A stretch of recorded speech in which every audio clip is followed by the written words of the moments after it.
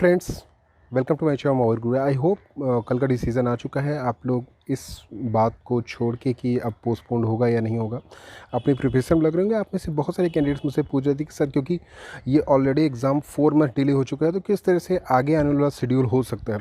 तो जो शेड्यूल हो सकता है, खासकर काउंसलिंग का, ऑफलाइन काउंसलिंग का, ऑनलाइन काउंसलिंग का, ऑल इंडिया कोटा काउंसलिंग का, एम्स, नीट, जिपमर, किस तरह की काउंसलिंग होगी और रिज़ल्ट कब डिक्लेयर होगा, साथ ही साथ पूरा डिटेल में बात होगी कि क्या क्या शेड्यूल हो सकता है, कब से आपकी एमबीबीएस की क्लासेस स्टार्ट होंगी।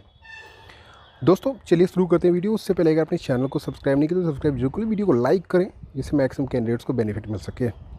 सबसे पहली बात, एग्ज़ाम आपका 30 सितंबर को है, मीन्स 15 दिन पहले आपके एडमिट कार्ड आ जाएंगे। मीन्स अप्रॉक्स 28 या 29 को एडमिट कार्ड आ जाएगा। दूसरा, रिज़ल्ट की जहाँ तक बात है, 30 सितंबर को अगर एग्ज़ाम होगा तो रिज़ल्ट आपका विद इन अ वीक या 15 डेज़ के अंदर मैक्स टू मैक्स आ सकता है। मीन्स सितंबर के अंदर सारा कुछ प्रोसेस हो सकता है, जिसमें ओएमआर सीट और आंसर की ये सारी चीज़ें सितंबर के अंदर कंप्लीट हो जाएंगी। मीन्स अक्टूबर फर्स्ट वीक से आपकी ऑल इंडिया कोटा की काउंसलिंग स्टार्ट हो सकती है, जिसमें नीट के इंस्टीट्यूट, एम्स और जिपमर, ये सारे इंस्टीट्यूट पार्टिसिपेट करेंगे। जो एम्स की काउंसलिंग होगी वो ऑल इंडिया कोटा के थ्रू होगी। ऑल इंडिया कोटा में 2 राउंड की काउंसलिंग होती है दोस्तों। फर्स्ट राउंड की काउंसलिंग लगभग, उसमें रजिस्ट्रेशन होता है। वैसे तो नॉर्मली बहुत ज़्यादा टाइम दिया जाता है रजिस्ट्रेशन में भी, उसके बाद काउंसलिंग प्रोसेस में भी, लेकिन इस बार कम टाइम दिया जा सकता है। विद इन वीक आपकी काउंसलिंग और रजिस्ट्रेशन हो सकते हैं। फर्स्ट राउंड के, सेकंड राउंड के भी इसी तरह से 1 वीक या 10 दिन के अंदर काउंसलिंग हो सकती है। मीन्स जो आपका अक्टूबर वाला मंथ है उसमें आपकी काउंसलिंग ऑल इंडिया कोटा की कंप्लीट हो जाएगी और नवंबर फर्स्ट वीक से आपकी क्लासेस स्टार्ट हो सकती हैं।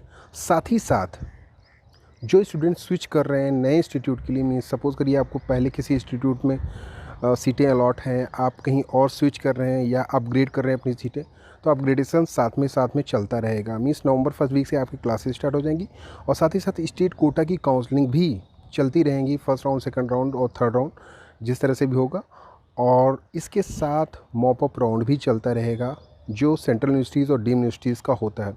तो बेसिकली अगर काउंसलिंग की बात करूँ तो पूरा अक्टूबर और नवंबर काउंसलिंग में जाएगा, लेकिन क्लासेस आपकी पहले स्टार्ट हो जाएंगी एमबीबीएस की।